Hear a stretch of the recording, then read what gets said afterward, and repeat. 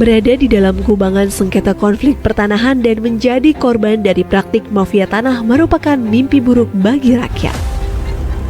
Adanya tumpang tindih, penguasaan atau perampasan tanah secara ilegal dapat memicu terjadinya konflik atau sengketa pertanahan yang menimbulkan banyak sekali kerugian, seperti permasalahan hukum yang tak berkesudahan, terhambatnya pembangunan, keadilan masyarakat tercederai, hingga berkurangnya kepercayaan masyarakat terhadap negara.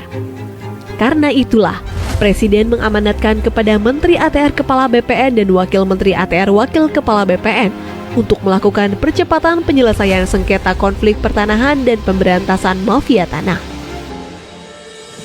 Kolaborasi 4 pilar menjadi kunci dalam menyelesaikan persoalan pertanahan.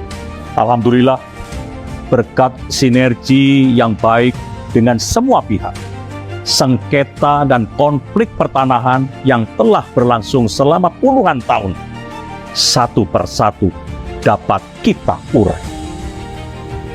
Seperti masalah suku anak dalam, SAD 113 di Provinsi Jambi yang berkonflik dengan sebuah perusahaan selama 35 tahun lamanya. Akhirnya kita dapat memberi kepastian hukum. Permasalahan tanah ex-HGU di Kabupaten Minahasa Selatan dan di Kabupaten Pemalang. Penyelesaian konflik ini masuk dalam lokasi prioritas reforma agraria dan telah diselesaikan melalui redistribusi tanah.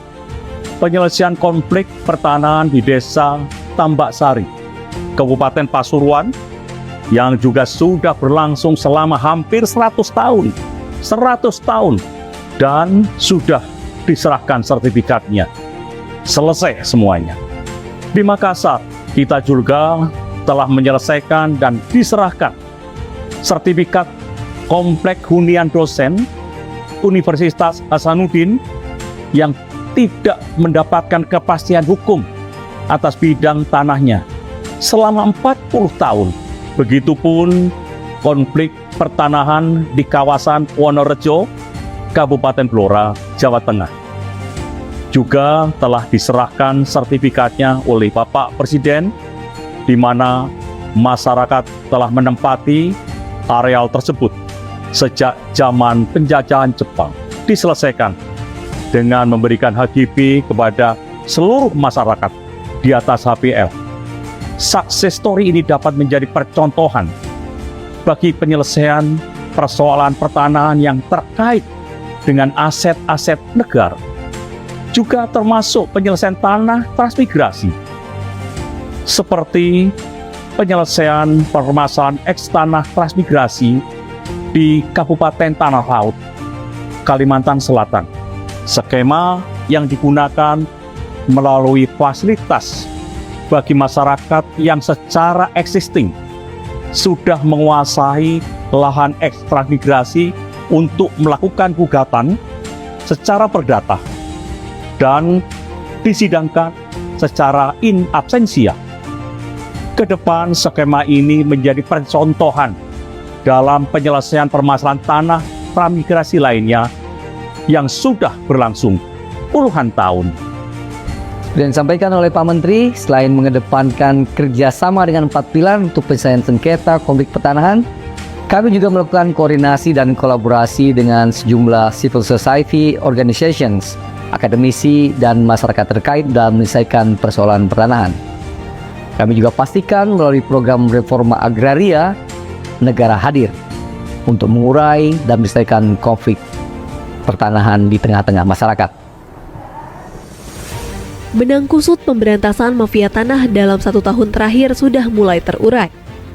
Pada bulan Maret lalu, di Provinsi Kalimantan Tengah telah berhasil melimpahkan kasus pidana mafia tanah ke Kejaksaan. Tentu kasus Kalimantan Tengah bukan satu-satunya, tetapi kasus lain di 39 tempat juga telah dilimpahkan ke Kejaksaan, seperti di DKI Jakarta, Jawa Timur, Sulawesi Selatan, Banten, serta provinsi yang lain. Selama tahun 2022 hingga awal tahun 2023, upaya pemberantasan mafia tanah oleh Kementerian ATR BPN telah menyelamatkan tanah seluas 6,7 juta meter persegi, yang nilainya setara dengan kurang lebih 1,08 triliun rupiah. Keberadaan mafia tanah memang sangat meresahkan bagi masyarakat. Kami pun tidak tinggal diam. Kementerian ATR BPN terus berupaya untuk menutup ruang gerak bagi mafia tanah melalui perbaikan pelayanan pertanahan secara elektronik. Saat ini sudah ada 4 layanan elektronik di kantor-kantor pertanahan yang dapat dinikmati oleh masyarakat. Responnya pun cukup bagus karena pelayanannya jadi lebih cepat, transparan, objektif, efisien, dan profesional. Oleh karena itu, ke depan kami pastikan seluruh layanan pertanahan dilakukan secara elektronik. Dengan begitu, mafia tanah tidak bisa main-main lagi. Kalau nanti masyarakat masih menemukan ada mafia tanah, mari sama-sama kita gebuk.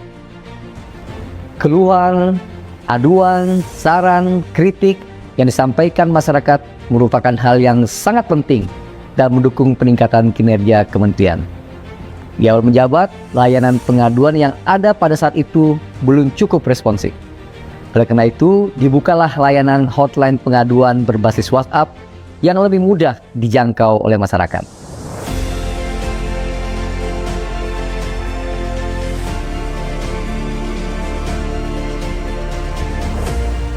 Sejak diluncurkan pada Juli 2022 hingga Juni 2023, terbukti hotline pengaduan ini telah menyelesaikan 98,9% dari total 74.564 pengaduan.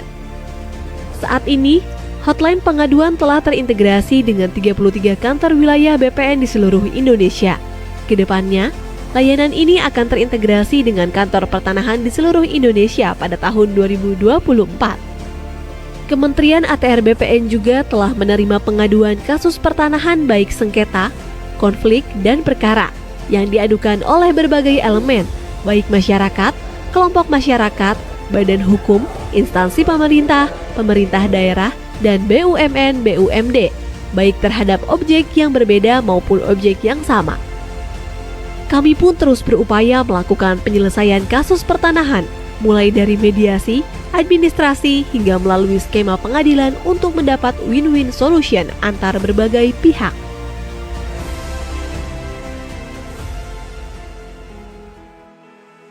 Kementerian ATR BPN sebagai badan publik berkewajiban memenuhi dan melindungi hak atas informasi masyarakat yang berkaitan dengan pertanahan dan tata ruang.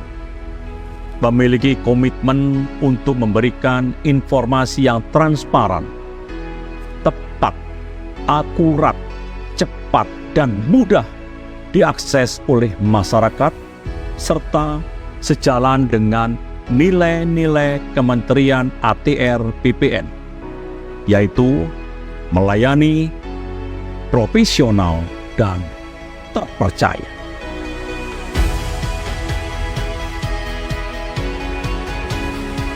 Kerja keras seluruh jajaran Kementerian ATR BPN mendapat sejumlah penghargaan, seperti capaian opini WTP 10 kali berturut-turut dari Kementerian Keuangan dan BPK RI, unit penyelenggara terbaik dalam penyediaan sarana dan prasarana rumah kelompok rentan dari Kemenpan RB, keterbukaan informasi publik sebagai badan publik informatif dari Komisi Informasi Pusat, 5 instansi pemerintah umum terbaik untuk kategori aspek keberlanjutan, konektivitas, dan dampak terbaik pada kompetisi pengelolaan pengaduan pelayanan publik keempat. Dari segi penggunaan tanda tangan elektronik, berdasarkan penilaian dari Badan Cyber dan Sandi Negara atau BSSN, Kementerian ATR BPN merupakan kementerian kedua dengan jumlah tanda tangan elektronik terbanyak tahun 2022. Tanda tangan elektronik bukan hanya memudahkan dan mendukung efisiensi, tapi juga menghadirkan kepastian hukum yang setara dengan tanda tangan basah. Upaya peningkatan kualitas pelayanan publik yang dilakukan oleh Kementerian ATR BPN juga mendapat apresiasi dari Kemenpan RB yang menyatakan bahwa sistem pemerintahan berbasis elektronik Kementerian ATR BPN berpredikat sangat baik dengan nilai 3,55. 1